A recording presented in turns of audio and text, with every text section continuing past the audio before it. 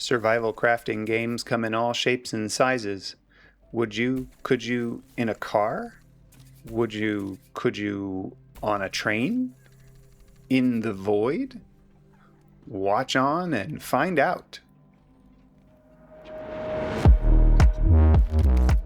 My name is Thoraxe, and this is Strategy for Busy People. If you've got a few minutes, I'll tell you what to play. We are yet again looking at a survival crafting title, and this time it's Voidtrain by Hype Train Digital. I've got close to 7 hours in this game. Now, there are an awful lot of starting scenarios for survival crafting games, but I think that this is the first one I've played where you get sucked into a void where gravity only sometimes works.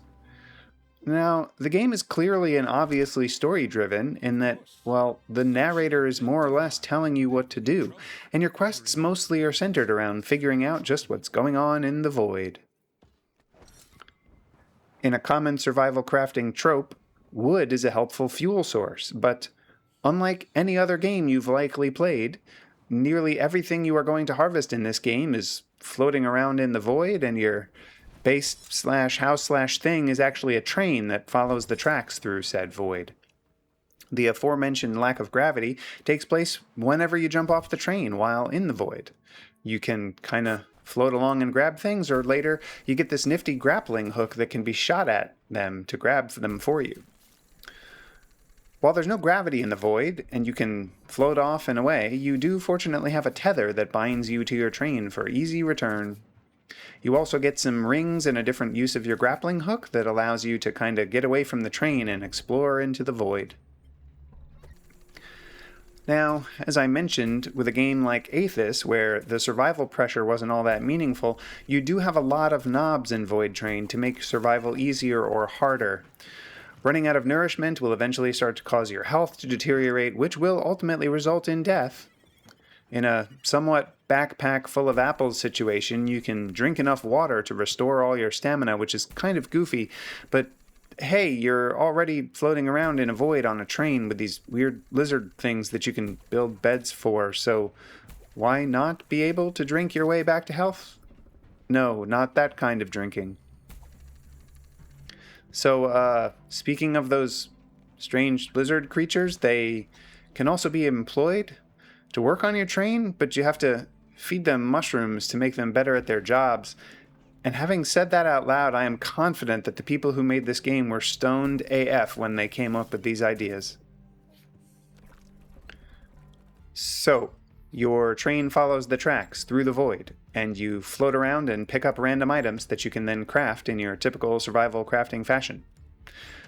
Wood is a fuel for your smelter to turn scrap metal into iron, or scrap metal and chemicals into copper.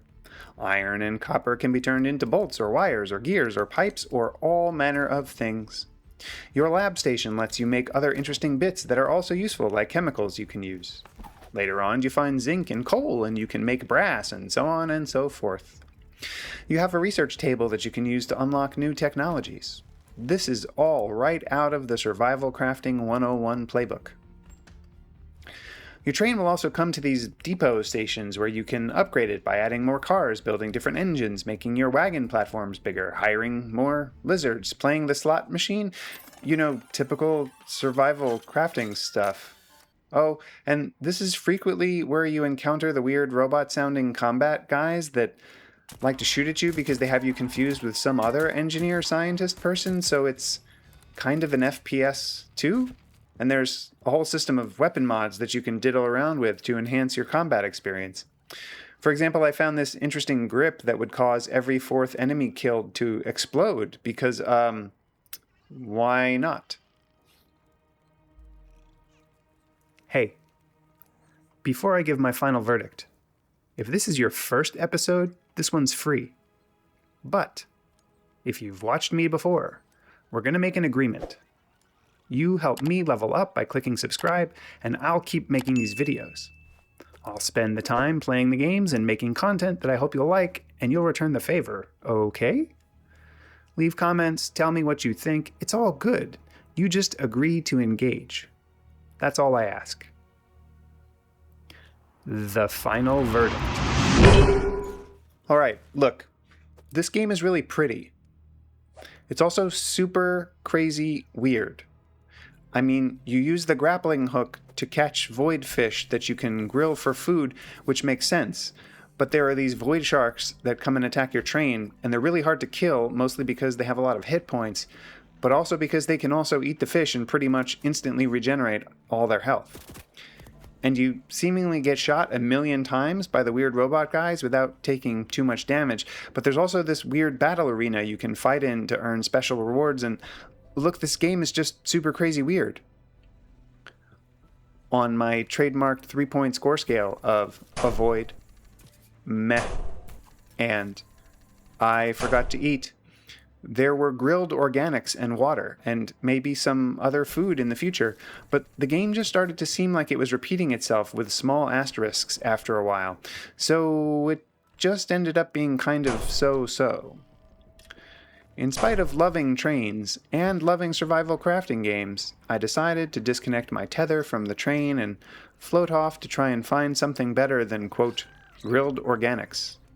I mean, you would think that floating voidfish would be more appealing than, quote, grilled organics.